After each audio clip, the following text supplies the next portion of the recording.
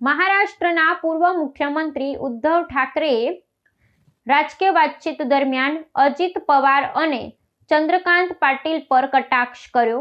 મહાયુતિ સરકારના આંતરિક વિવાદોને ઉજાગર કર્યા.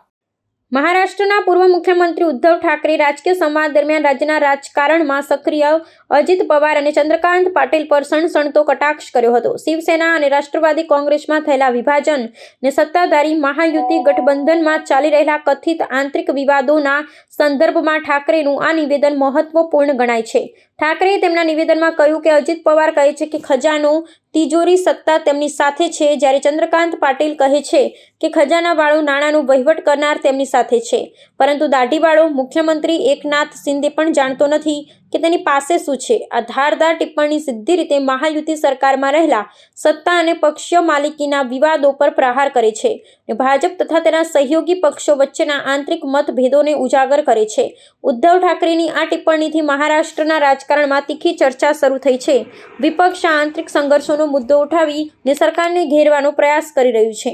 રાજકીય નિષ્ણાતો માને છે કે આગામી ચૂંટણીઓ પહેલા સત્તાધારી ગઠબંધનમાં આ પ્રકારના વિવાદો વધુ તીવ્ર બની શકે છે, જે સંયુક્ત વિપક્ષી ગઠબંધનને રાજકીય લાભ આપી શકે છે. वही तो मैं कह रहा था, अजीत पवार जो फाइनेंस मिनिस्टर है उनको उप मुख्यमंत्री में नहीं मानता क्योंकि वो संवैधानिक पद है नहीं. अर्थमंत्री कहते हैं कि मेरे पास तिजोरी है, चंद्रकांत पाटिल कहते हैं कि तिजोरी वाला मालिक तो हमारे पास है, दूसरा दाढ़ी वाला वो तो खुजाते बैठे हैं दाढ़ी अपनी, तो उसके हाथ में क्या है वही उसको पता नहीं चल रहा है. पैसे की इतनी मस्ती आज तक महाराष्ट्र ने कभी देखी नहीं थी. तो ये सब खेल चल रहा है और इन लोगों की जो व्यथा है वो समझने के लिए इनके पास समय नहीं है. प्रचार के लिए घूम रहे, हेलीकॉप्टर से घूम रहे, सब घूम रहे, वोट मांगने के लिए घूम रहे, लेकिन जिन्होंने वोट दिया है उनकी कुछ जो कुछ सुख तो है नहीं, दुख ही है, व्यथा है, उसके बारे में क्या है. मैं खुद जाकर आया, ये क्यों नहीं जा रहे. जैसे मैं जाकर किसानों में बैठा, इनमें से किसी की हिम्मत क्यों नहीं होती जाकर वहां बैठने की. क्या कार्रवाई कौन करेगा, कौन है.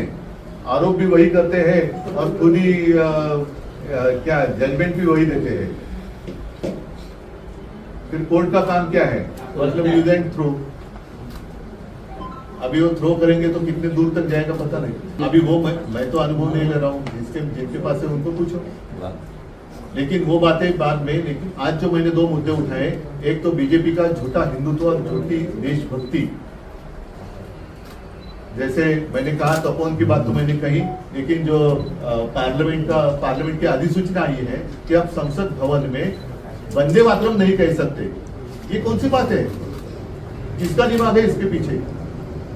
और एक समय तो ऐसा था कि ये बीजेपी वाले तो चिल्ला चिल्ला कर कहते थे कि इस देश में रहना होगा तो वंदे मातरम कहना होगा. तो मेरे सांसद तो वहां जाकर वंदे मातरम कहेंगे. अगर बीजेपी में हिम्मत है तो मेरे सांसदों को बाहर निकल कर दिखाएंगे. और अगर नहीं तो ये चीज जिसने की है वो कौन है उसको निकल बाहर भेज देना. उसको उन्हीं की प्यारी भाषा कुछ होती ना कि उनको भेजो पाकिस्तान ना. अभी फिर तो ये बीजेपी का दोहरापन है.